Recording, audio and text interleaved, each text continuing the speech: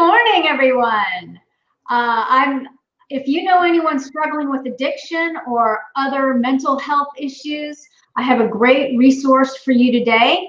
I'm here with Beth Fisher Sanders, who is a licensed clinical social worker, addiction specialist, and national leader and advocate for standard-based recovery services.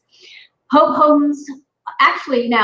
Recovery Resources, you'll find out a little bit about that in a minute, was founded in 1996. And with the holidays coming up, I thought it was important to spread the news about this important resource. Beth, welcome to the show. Oh, thank you so much, Kim. It's so great to see you. It's great to see you too. So tell me, Beth, how would somebody know if they needed your help? Well, it's really simple. If you are asking the question in your mind, maybe I need help, you probably do. And people ask that question more often than you think, especially now. It's a very stressful time worldwide. And what we do know is that mental health challenges nationally have gone up a minimum 30% is what the CDC is reporting. Just in the last 7-8 months, the incidence of critical mental health issues of any kind has just skyrocketed. Right. So tell us some of the ways Hope Recovery Resources is serving the community. So we have been around, as you know, since 1996. So we are one of the old timers in the industry for serving the community. However, I'm proud to say, especially with our rebrand to Hope Recovery Resources, you alluded to Hope Homes, and we still go by that, but Hope Recovery Resources scope of service has expanded considerably. One area that we have expanded the most is claiming all mental health issues in this realm of recovery that we talk about. Now, when we talk about recovery, often it's linked to addiction or substance use disorder. But we believe at Hope Recovery, with years of practicing in this way, that recovery, the idea of recovery and practice of it, fits for all mental health issues, whether we're talking about eating disorder, whether we're talking about mood disorders such as depression, anxiety, attention deficit disorder. Invariably, when somebody comes into Hope Homes or Hope Recovery, they're leading with one of those issues. But what we find as we dig in, because we serve people for anywhere between 3 months, which is our minimum, to 4 years, which has been our maximum, we find that it's like peeling the layers of the onion. That, okay, I've gotten my addiction stabilized, but now I'm finding that my eating disorder is popping up, or I'm finding it hard to get out of bed because I'm depressed. Well, then we kick into how can we apply what you've learned in recovery to all of those issues. So that's really how we're serving the community. We work with adult men and women in Atlanta, Georgia, and Charlotte, North Carolina, 18 to 80. Our oldest that has been through our doors was 81 years old, and all demographics served. So we're still going strong, that's for sure, and there's still a need. So let's talk about this for a minute. Are people usually coming to you after they've been to a treatment center of some sort, or do they come directly to you, or how does that work? Yes, to all of the above. Right. So, yes, it's great when people come and are stabilized, say from a detox or a 30-day rehabilitative experience. And that is very often how people come to us. But we have also made a name for ourselves, as you might remember, with those that have chronic relapsing or reoccurrence is the preferred term these days of mental health issues. So folks that have had those stabilizing short-term experiences might not need to do that again. Maybe after a couple of days, if they are physically stable coming off of substance use disorder, or mentally stable, meaning they're not suicidal, they are eligible to come without a detox or a stabilizing experience of some kind if they demonstrate that they are stable. So we've had folks come to us straight from a home situation before. And so they would come to you straight from a home situation because they want to learn how to live life in recovery, or because they're looking for the skills, or what is the demand usually? Yeah, you said that well. So they're wanting to apply recovery skills into their day-to-day life, and for whatever reason at home, they are not able to do that. A young adult, for instance, who's having a hard time just putting an adult life together, work, school, whatever it is, and mom and dad may be having a hard time holding them accountable. I myself have experienced that, as I've talked about very publicly with my own daughter, who is now thankfully 2 years in the program. And it's hard as a parent to set those limits. So I was very happy to be able to practice what I preach, put my daughter into a very good recovery residence where she was able to learn and apply all those daily living skills. So that's one example, but it doesn't have to be just a young adult. It can be any age. I've seen that kind of scenario where, for a variety of reasons, just not very successful in applying health to day-to-day life. And we absolutely partner with people in not just holding them accountable, but on a deeper level, encouraging them to find their best selves. And we've seen a lot of success in that. How do you think the community helps these individuals with their recovery? Well, that's the whole point of the Hope Recovery resource community. First, we are a community and we operate as a family. So when folks come into the residential portion of Hope, they have the immediate family of where they're living, and then they have the broader family of the other apartments. We're in apartment communities, and so they have a broader group, and then they have the whole network of Hope. But then our staff, who are all full-time these days, help our residents and clients, if they're doing straight recovery support services, plug in to the assets that in the broader community, whether it's Atlanta or Charlotte, and both are steeped in resources for all mental health issues. So our staff help them plug into those resources that are going to sustain them, not just while they're engaged with our services, but ideally for the rest of their lives.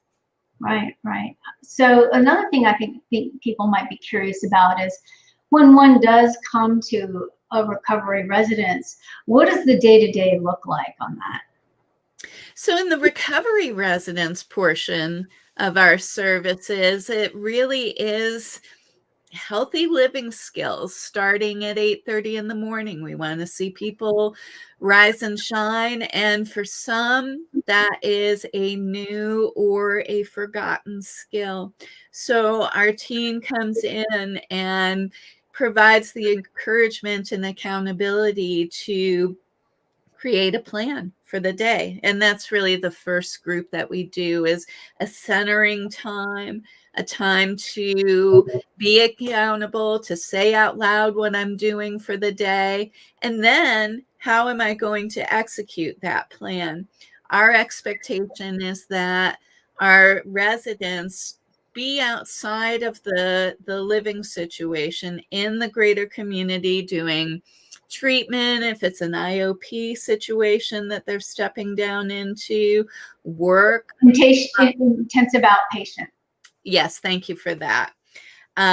Work, school, volunteer, something that gives meaning and productivity to life. So that's a Monday through Friday expectation.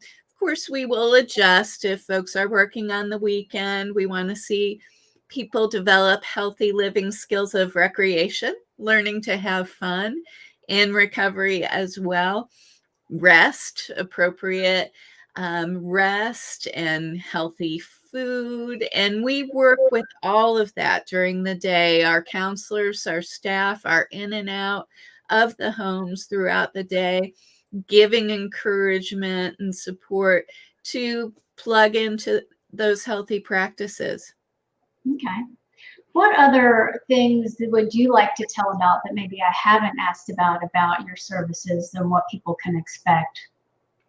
Well, I think that the first is that there is a lot of variation in residential services.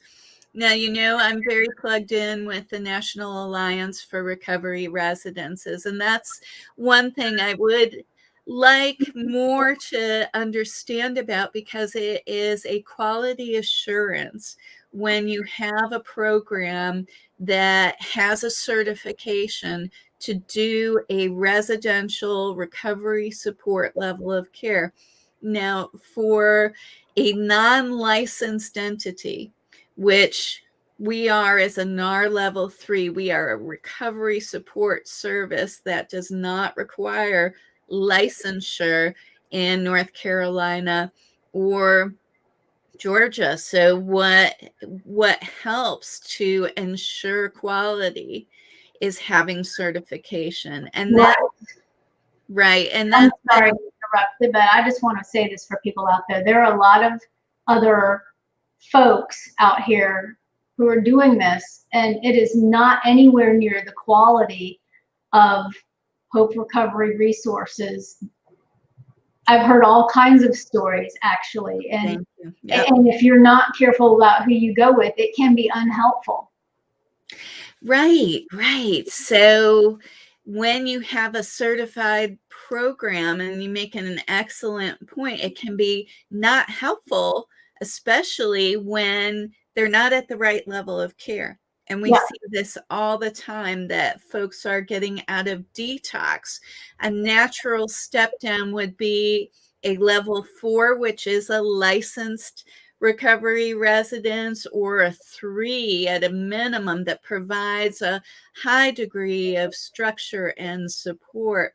But we see individuals going to a NAR level 1, which is more of a peer-based, no oversight kind of environment, or 2, which is often referred to as sober living.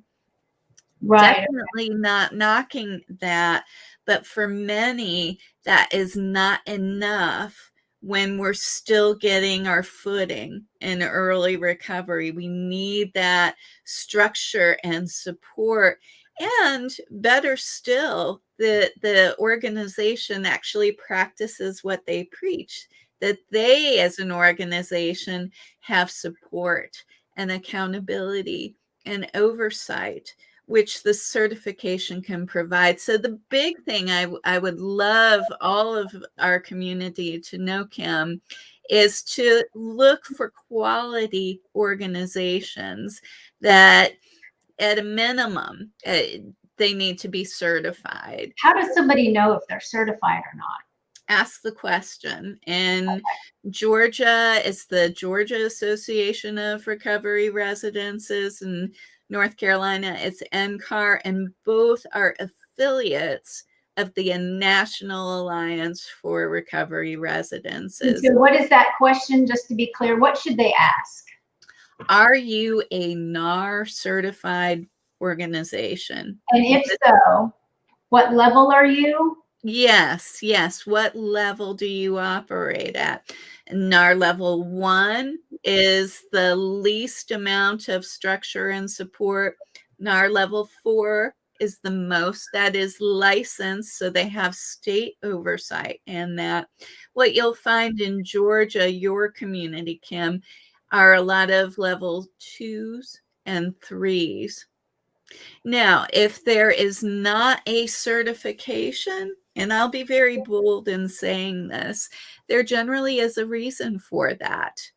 And it might be that the organization is doing something that they don't want oversight for. In Georgia, there has been a lot of incidents of toxicology abuse, that is drug testing. Like faking it? Well, no, using insurance in a way that it was not designed for. Drug testing too much, more than is clinically appropriate.